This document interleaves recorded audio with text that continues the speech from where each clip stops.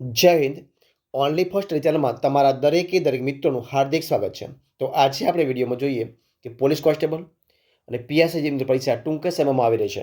તો પરીક્ષાની પૂર્વ ત્યાર મિત્રો આપણે કેટલાક વિડીયો મૂકવાની શરૂઆત કરી છે. તો આજે મિત્રો જે આપણે વિડીયો છે એની અંદર આપણે આપણો જે ટોપિક છે મિત્રો બંધારણ વિશે ટોપિક છે. અને બંધારણ છે એ બંધારણ પોલીસ કોન્સ્ટેબલનો મિત્રો 30 માર્કનું પૂછાવાનું છે અને પીએસઆઈ મિત્રો 25 માર્કનું બંધારણનો પ્રશ્નો પૂછાવાના છે. તો વિડીયો પૂરેપૂરો જોજો. અને આપણે જે મિત્રો જે અહીંયા પ્રશ્નો મૂકીએ છીએ એ મિત્રો એમસીક્યુ પ્રકારના પ્રશ્નો છે. કયા છે? એમસીક્યુ પ્રકારના વેરી મોસ્ટ ઇમ્પોર્ટન્ટ પ્રશ્નો છે.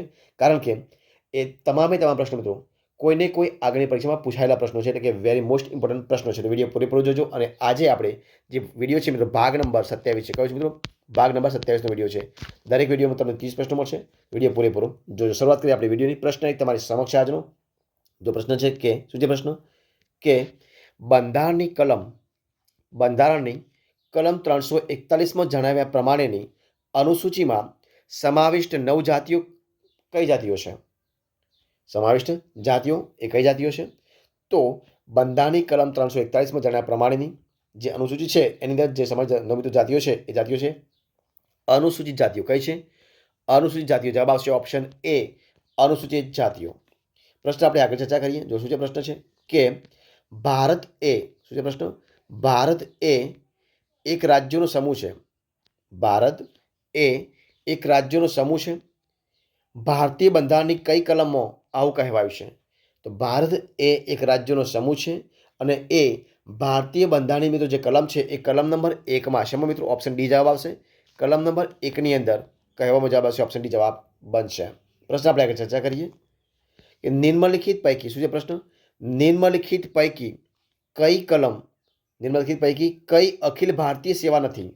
કઈ અખિલ ભારતીય સેવા નથી પૂછવી. જો અહીંયા આપી છે કઈ નથી, તો અહીંયા આપણે જોઈએ તો કઈ નથી. તો જોઈએ તમારી સમક્ષ જે મિત્રો ભારતીય જે વિદેશ સેવા છે, કઈ ભારતીય જે વિદેશ સેવા છે એ ભારતીય વિદેશ સેવા એ અખિલ ભારતીય સેવા નથી.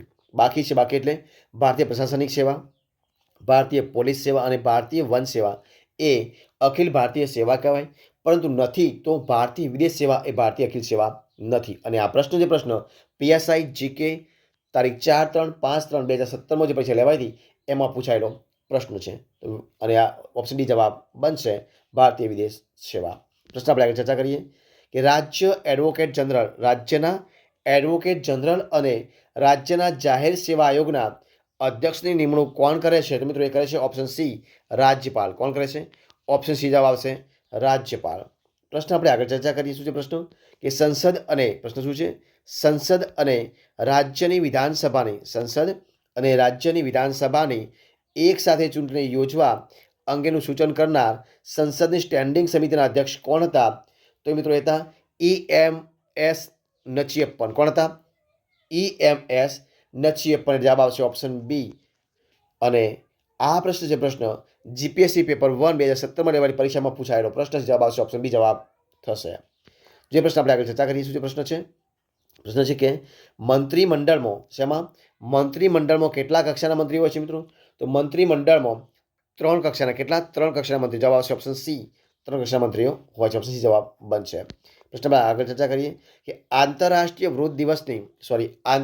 વૃદ્ધ વર્ષની ઘોષણા કોણે કરી હતી? તો આંતરરાષ્ટ્રીય વૃદ્ધ વર્ષની ઘોષણા કરી હતી સંયુક્ત રાષ્ટ્રએ. ઓપ્શન સી જવાબ આવશે, સંયુક્ત રાષ્ટ્રએ. ઓપ્શન સી જવાબ બનશે. પ્રશ્ન આપણે આગળ ચર્ચા કરીએ કે ભારતમાં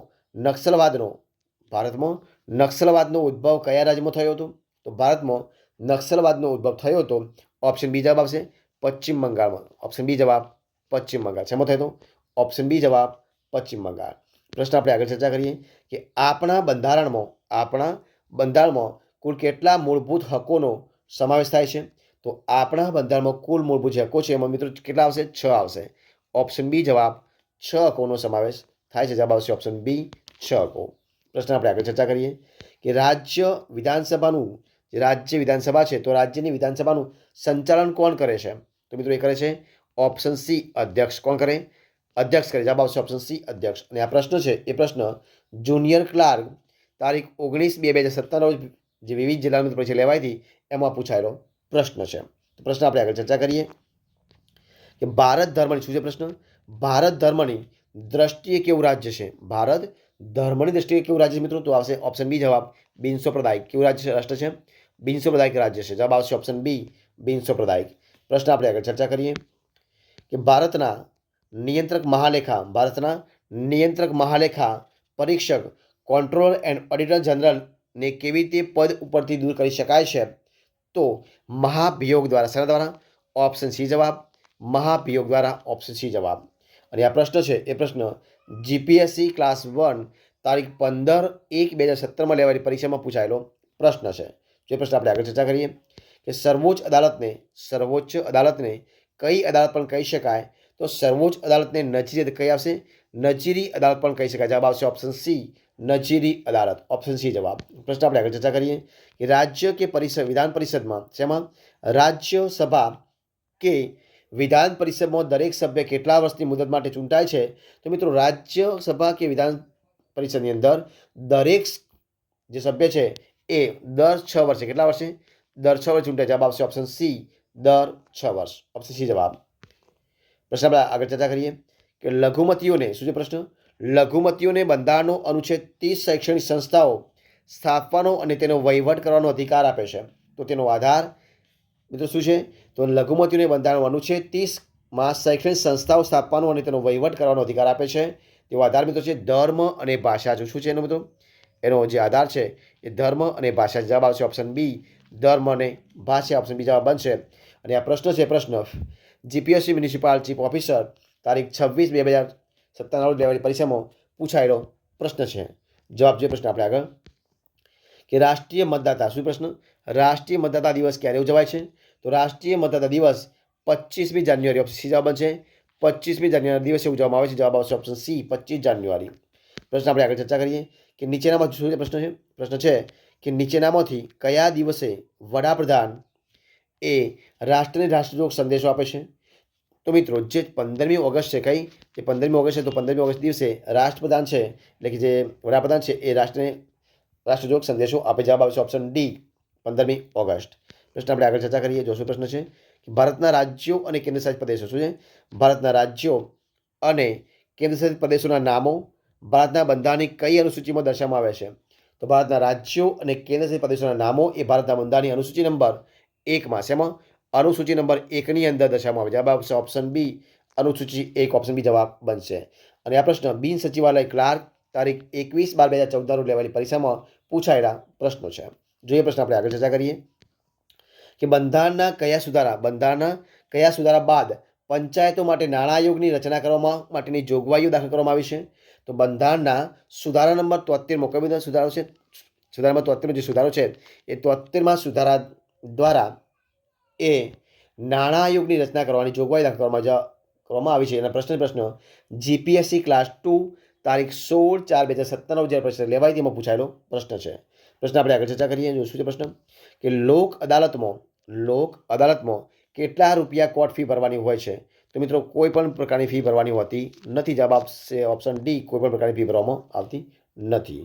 પ્રશ્ન આપણે આગળ ચર્ચા કરીએ કે રાષ્ટ્રીય લઘુમતી પંચમાં કેટલા સભ્યો હોય છે? તો રાષ્ટ્રીય લઘુમતી પંચમાં 5 સભ્યો. કેટલા? 5 સભ્યો હોય છે. જવાબ આવશે ઓપ્શન ડી 5 સભ્યો. અને આ પ્રશ્ન GPSC social welfare officer class 2 તારીખ 25/2017 લેવાયેલી પરીક્ષામાં પૂછાયેલો પ્રશ્ન છે. જવાબ આવશે ઓપ્શન ડી 5 સભ્યો. પ્રશ્ન આપણે આગળ ચર્ચા કરીએ રાઇટ ટુ એજ્યુકેશનનો કાયદો કઈ સાલમાં બનાવવામાં આવ્યો હતો? તો મિત્રો રાઇટ ટુ એજ્યુકેશન જે કાયદો છે એ કાયદો 2009માં ઈસવીસન 2009માં ક્યારે? 2009માં બનાવવામાં આવ્યો તો જવાબ આવશે ઓપ્શન સી 2009. અને આ પ્રશ્ન જીપીએસસી ક્લાસ 1 તારીખ 15/1/2017 લેવાયેલી પરીક્ષામાં પૂછાયેલો પ્રશ્ન છે. જવાબ આવશે ઓપ્શન સી 2009. પ્રશ્ન આપણે આગળ ચર્ચા કરીએ મેયર પોતાના હોદ્દા પર ખાલી જગ્યા વર્ષ રહે છે? તો મિત્રો 2.5 વર્ષ. કેટલા વર્ષ રહે છે? ઓપ્શન બી જવાબ આવશે 2.5 વર્ષ સુધી રહે છે. ઓપ્શન બી જવાબ બનશે. પ્રશ્ન આપણે આગળ ચર્ચા કરીએ કે બંધારણના 86માં સુધારા એટલે કે 2002થી તેના વિભાગ 3માં કયો મૂળભૂત અધિકાર ઉમેરવામાં આવ્યો હતો? તો મિત્રો બંધારણના 86માં સુધારાથી તેના વિભાગ 3ની અંદર એ શિક્ષણનો અધિકાર કયો છે મિત્રો? જે શિક્ષણનો અધિકાર છે એ શિક્ષણનો અધિકાર ઉમેરવામાં આવ્યો હતો. જવાબ આવશે ઓપ્શન બી શિક્ષણનો અધિકાર. અને આ પ્રશ્ન જીપીએસસી મ્યુનિસિપલ ચીફ ઓફિસર તારીખ 26/2/2017 રોજ પરીક્ષા લેવાઈ હતી એમાં પૂછાયેલો પ્રશ્ન છે. જો એ પ્રશ્ન આપણે આગળ ચર્ચા કરીએ. શું છે પ્રશ્ન કે ઈસવીસન 1920માં મુંબઈ અને કોલકાતા ખાતેના ટ્રાન્સમીટરો સરકારે પોતાના હસ્તક લઈ તેનું શું નામ રાખ્યું હતું? તો ઈસવીસન 1920ની અંદર મુંબઈ અને કોલકાતામાં જે ખાતેના જે ટ્રાન્સમીટરો છે એ સરકારે પોતાના હસ્તક લઈ એનું નામ રાખવામાં આવ્યું હતું ઇન્ડિયન બ્રોડકાસ્ટિંગ સર્વિસ. શું રાખવામાં આવ્યું હતું? ઇન્ડિયન બ્રોડકાસ્ટિંગ સર્વિસ એવું નામ રાખવામાં આવ્યું હતું. જવાબ આવશે option A, Indian broadcasting service. Option A જવાબ બનશે. જોઈએ આપણે પ્રશ્ન આગળ ચર્ચા કરીએ કે દર ખાલી જગ્યા વર્ષે ગ્રામ પંચાયતના સભ્યો અને સરપંચની ચૂંટણી થાય છે. તો મિત્રો દર 5 વર્ષે, કેટલા? દર 5 વર્ષે, એટલે જવાબ આવશે ઓપ્શન ડી, દર 5 વર્ષે ગ્રામ પંચાયતના સભ્યો અને સરપંચ ચૂંટણી થાય છે. જવાબ આવશે ઓપ્શન ડી, 5 વર્ષ. પ્રશ્ન આપણે આગળ ચર્ચા કરીએ. મહાનગરપાલિકાના વહીવટી વડા કોણ છે? મહાનગરપાલિકાના વહીવટી વડા ખાલી જગ્યાના ગણાય છે. મિત્રો કોણ ગણાય? તો મિત્રો મહાનગરપાલિકાના વહીવટી વડા ગણાય છે મ્યુનિસિપલ કમિશનર. કોણ ગણાય? Municipal commissioner. ઓપ્શન સી જવાબ આવશે. Municipal commissioner. ઓપ્શન સી જવાબ બનશે. પ્રશ્ન આપણે આગળ ચર્ચા કરીએ. શું છે પ્રશ્ન કે માહિતી અધિકાર અધિનિયમ મુજબ જો માહિતી વ્યક્તિના જીવન કે સ્વાતંત્ર્યને લગતી હોય તો તે કેટલા સમય મર્યાદામાં આપવાની હોય છે? તો માહિતી અધિકાર કે અધિનિયમ મુજબ જો માહિતી વ્યક્તિના જીવન કે સ્વાતંત્ર્યને લગતી હોય તો તે 48 કલાકમાં, કેટલા? 48 કલાકમાં આપવાની હોય છે. કેટલા કલાકમાં? 48 કલાકમાં. જવાબ આવશે ઓપ્શન સી, 48 કલાક. અને આ પ્રશ્ન છે જીપીએસસી ક્લાસ 1 તારીખ 15/1/2017 જે પરીક્ષા લેવાય તેમાં પૂછાયેલો પ્રશ્ન છે. તો જવાબ આવશે ઓપ્શન સી, 48 કલાક. પ્રશ્ન આપણે આગળ ચર્ચા કરીએ કે દરેક રાજ્યમાં, શું છે પ્રશ્ન? દરેક રાજ્યમાં ગામ, મધ્યવર્તી અને જિલ્લા સ્તરે પંચાયતની રચના કરવી ફરજિયાત છે. આ જોગવાઈ બંધારણના કયા આર્ટિકલમાં કરવામાં આવેલી છે? તો દરેક રાજ્યમાં ગામ, મધ્યવર્તી અને જિલ્લા સ્તરે પંચાયતની રચના કરવી ફરજિયાત છે. આ જોગવાઈ બંધારણના આર્ટિકલ નંબર 243(b)(1) શેમાં? 243(b)(1) અંદર એ આર્ટિકલ છે એમાં કરવામાં આવેલી છે. અને આ પ્રશ્ન જીપીએસસી મહિલા અને બાળ વિકાસ 29/1/2017 લેવાની પરીક્ષામાં પૂછાયેલો પ્રશ્ન છે. તો જવાબ આવશે ઓપ્શન એ, 243(b)(1). જોઈએ પ્રશ્ન આપણે આગળ ચર્ચા કરીએ. જો શું પ્રશ્ન છે અને આ વિડીયોનો છેલ્લો પ્રશ્ન જો શું છે કે ભારતમાં કઈ પદ્ધતિની સરકાર છે? ભારતમાં કઈ પદ્ધતિની સરકાર? જવાબ આવશે ઓપ્શન બી, સંસદીય. ઓપ્શન બી જવાબ આવશે, સંસદીય. ઓપ્શન બી જવાબ બનશે, સંસદીય. તો મિત્રો અહીંયા આ પ્રમાણે આપણે જે વિડીયો છે 30 પ્રશ્નો આપણે સંપૂર્ણપણે પૂરો કરીએ છીએ. જો તમને મારો વિડીયો ગમ્યો હોય, પસંદ આવ્યો હોય, યુઝફુલ લાગ્યો હોય તો એને લાઇક કરો, કોમેન્ટ કરો, તમારા મિત્રોને વિડીયો શેર કરો અને છેલ્લે ચેનલમાં નવા હોય, ચેનલ સબસ્ક્રાઈબ ન કરી હોય તો ઓનલી ફર્સ્ટ ચેનલ સબસ્ક્રાઈબ કરવા માટે વિનંતી છે. મારા વિડીયોને પહેલાંથી છેલ્લા સુધી જોવા માટે તમારા દરેક મિત્રોનો હું દિલથી ખૂબ ખૂબ આભાર માનું છું. ફરી મળીશું આપણે એક નવા વિડીયો સાથે, નવા ટોપિક સાથે. ત્યાં સુધી બની રહો. જય હિન્દ, જય ભારત, જય જય ગરવી Gujarat. All the best of luck.